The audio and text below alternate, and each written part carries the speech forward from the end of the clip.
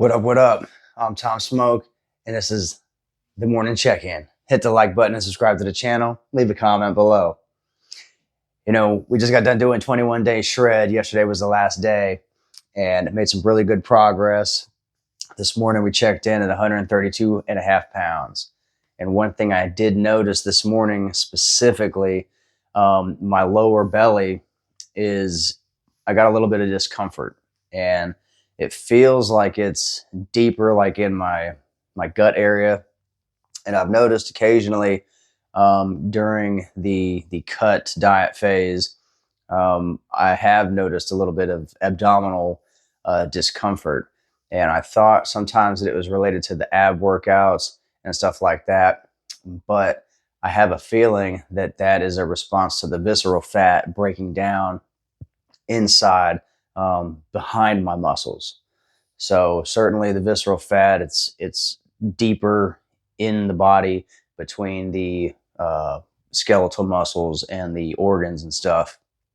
And last night was a stretching exercise.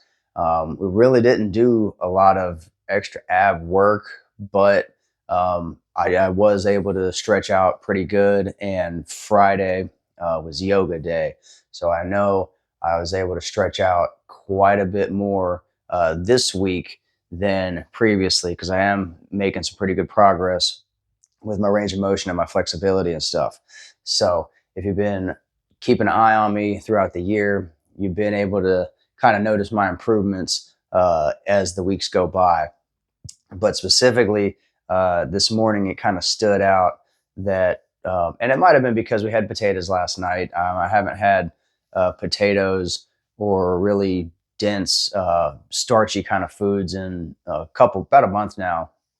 So last night we had a couple potatoes and some pork and some veggies, Brussels sprouts and kale.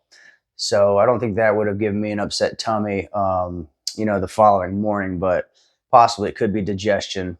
But that's just something that I've noticed as I've been losing fat and as I've been getting the last bits of fat off of my body and getting close to, being super lean, that I have noticed a little bit of pain and discomfort. Nothing too major, but definitely something along the lines of like a little body ache, workout, delayed kind of onset, soreness kind of stuff. But if you are getting lean, you may notice that you're going to be having more cramps, more discomfort, more hunger pains and stuff like that. And you just got to tough it out and keep it up, because if you're having the hunger pains, that just means it's working. That's that fat crying for help. And you can't answer the call when it's fat. You got to put that shit away. And eventually, once you're out of the diet, you come on back up to maintenance. You're still going to be hungry. That's part of the trap with the body game and being conscious about what you eat. Because yeah, as men, you're going to have an appetite. Yeah, as adults, you're going to want to eat. And as an American, and I'm sure other people watching around the world, you're going to be at work, they're going to have donuts. You're going to be out at a house party or whatever, they're going to have a pizza. Or you're going to be out with family and you're going to want to get some IHOP or some, Chuck E. Cheese or something. And you're going to be able to go get that. But where does it stop? Are you going to have the soda that's not sugar free? Are you going to have the cookies after the soda and the pizza? Are you going to get a Frappuccino or some kind of sugary coffee, after that? So you get some caffeine, or get you a Red Bull or whatever that's got a bunch of sugar in it, or drink a couple beers that's going to have extra calories in it. So like, you have to maintain that mindset for the rest of your life, brother. You want to stay being a good shining example for your kids. You want to stay the shining example that, yeah, you put in the hard work. Yeah, you got the physique. And no, you didn't let it slip out of your hands again. This is the best I've ever looked in my whole life. And I've never had to work hard for my physique.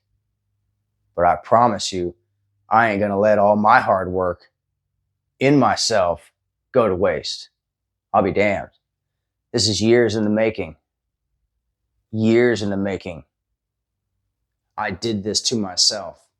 And the only person that can reverse it is me. So keep that in mind, fellas.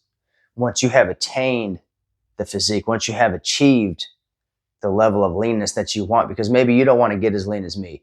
Maybe you don't want to get as lean as Ray Prasad or some of these other guys. But once you get down to where you can see your abs, to where your skin's tight and you don't got, loose hanging skin or, big old man titties, and you're comfortable, you're satisfied with your weight loss, that's cool. That's respectable. That's admirable. But you got to keep doing it. You got to maintain that mindset. Stay with the good habits. Don't go back to drinking the beers. Don't go back to eating fast food. Don't go back to eating the microwave tray bakes and bringing the sodas and the candies and the chips and the cookies and all the other fun shit back to the house. Don't buy the pack of ho-hos. Just buy one. There's limitations on what you can and can't do as you go through this journey. For me, I experimented with donuts and ice cream and other things like chocolate milk and fast food. And after going through different trials and testing and experimentations with myself, I know that if I want to goof off, I can only have X amount of fun stuff in the week. If I have more than that allotted amount, I'm going to start noticing bloating in my midsection. I'm going to start noticing an increase on the scale. I'm going to notice, less satiety when I'm eating my food. Also, you're going to notice that dopamine calling. You're going to notice that you're not hungry, but you have a feeling that you want to eat something. Your body wants something sweet to top off the savory meal. Stuff like that. And you're going to have to check yourself. You're going to have to remind yourself like, oh yeah, that's the fat me talking. That's the old me wanting the goofy shit. The new me, let me get half of that. Or let me get a bite. And let me eat it real slow. Because I don't eat this to fill up. I eat this because it tastes good. So let me get a taste and put it away because I'm good. But if you start going back into your gluttonous behavior, eating 4 or 5 donuts 3 or 4 times a week, getting the glazed donut with the muffin and the Starbucks, or the breakfast muffin, the breakfast burrito in the drive-thru, and all they got sugar soda because they don't sell diet sodas at Hardee's. You will get forced back into the corner. You will get forced back into your old body. But not if you're careful, not if you're mindful, and not if you stay on body game. Because it means a lot when you go from being fat and out of shape to being lean and ripped. The respect that you get from your family, from putting in the work, from transforming yourself, your body, and your mind. I can't tell you what that respect is. I can't tell you how that feels. But I can assure you that when you put in the work to yourself and you look good, everybody's going to respect you. Everybody's going to know that that's hard work on 2 feet walking around.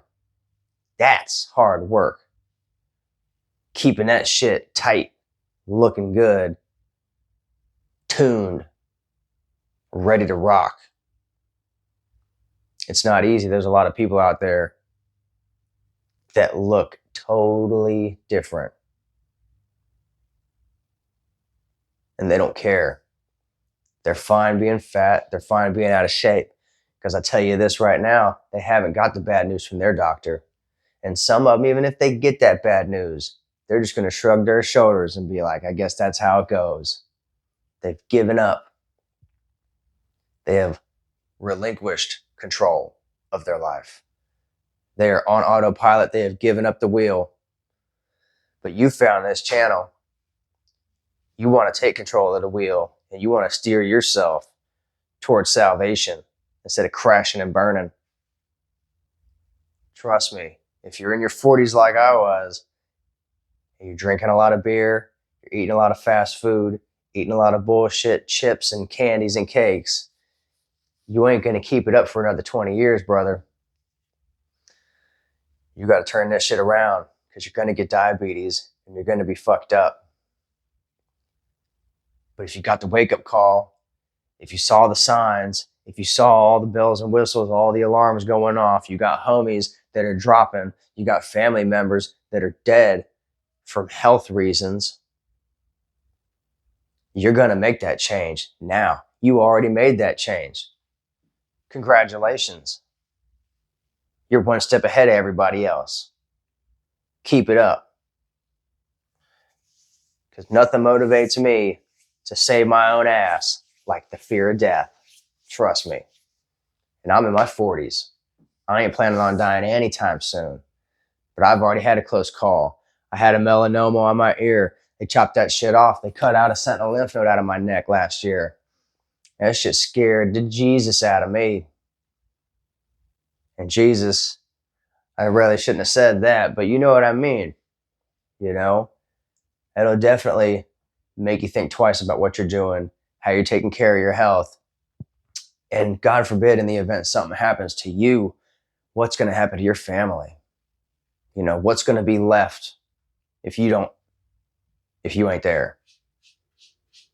And life insurance only covers a little bit.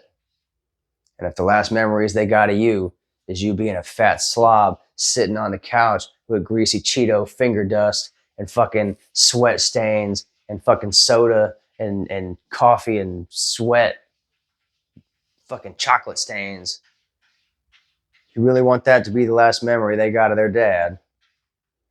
Or you want them to see you being tall and proud, fit, healthy, feeling good, looking good, walking around with a flat tummy and a six-pack? Hell yeah, I know you do. You found the channel, you're doing the thing, you got to keep it up. Because if you just started, you got a long way to go. I've been doing this shit 3 years almost. 2 years was when I started working out.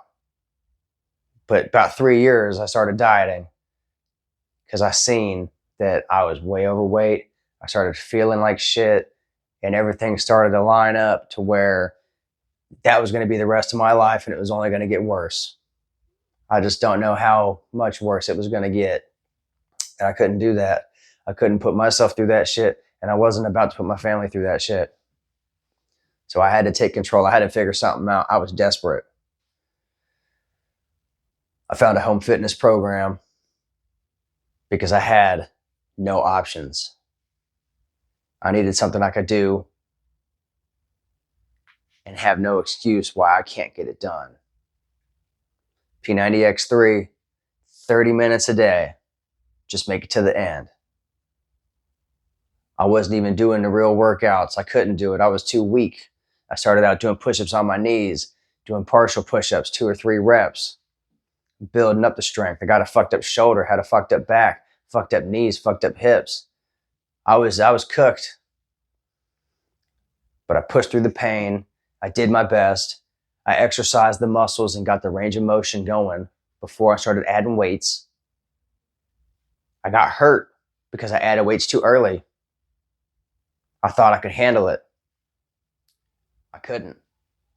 So I took time off. I recovered. I went to the doctors. I got checked out. I got, verified that I was good, but I was still fucked up. And I started working last year, January. And I realigned muscles in my tricep, in my bicep, my deltoid muscles, scalene muscles, rhomboid muscles. I've had so many problematic muscles that have relocated and realigned, muscular insertions, attachments, all this stuff, because I'm physically rehabilitating my body. And I am healing myself slowly and surely through muscle strengthening, flexibility, balance, posture, range of motion, physical therapy, physical rehabilitation, And slowly over the course of time, I am getting better. And I have hope that eventually all of my physical, muscular problems will be better. And you may have the same thing. You may be overweight and your knees hurt. You may be overweight and your back hurts. Brother, it's a combination of you're fat and you're weak. So if you can fix being fat and being weak, your body pain might just go away. I had the same pain in my back for over 20 years. And last year, I was able to stretch after some physical therapy, and that thing popped into the right position, and it hasn't given me any more problems in a year. 20 years I've had the same pain in the same spot. I've been to numerous doctors. I've had x-rays, MRIs. They just tell me to keep going to the chiropractor and maybe I'll get an injection or they'll, do a surgery on me. Imagine my surprise when I was stretching and I felt the muscle and it just popped over, and the pain that had always been a sharp ice pick just stabbing me in the same spot just went away. That's crazy, but it happened to me. Had muscle insertions on my arm, super sore, couldn't move my arm, range of motion issues. I was doing a one-arm plank and it popped into place, and then my shoulder rotation was back to 100%. So I don't know about you guys out there, but I know that physical rehabilitation works. It's tough. You're going to have to be humble. You're going to have to start lifting light. You're going to have to work the full range of motion. When I was doing pull-ups, I got a resistance band and I pulled the resistance band down to get the range of motion. And I was able to exercise all the muscles in my shoulder, my teres major, all the other muscles that were all fucked up. And slowly with 2 pound, 3 pound, 5 pound resistance bands and regular physical fitness training, dumbbells and push-ups, pull-ups, I'm getting there. I've still got a lot of weak muscles, but I haven't given up and I'm not done yet. So you give it your best shot. Do the 30 minutes, get to the end. When you feel good about the 30 minutes, go to the hour. And you do level 2 P90X, you can get totally shredded from home doing home fitness. But 30 minutes is where it starts, and 30 minutes is all it takes. You can get ripped at home doing home fitness. Like this video, subscribe to the channel, and leave a comment below. I'll see you next time.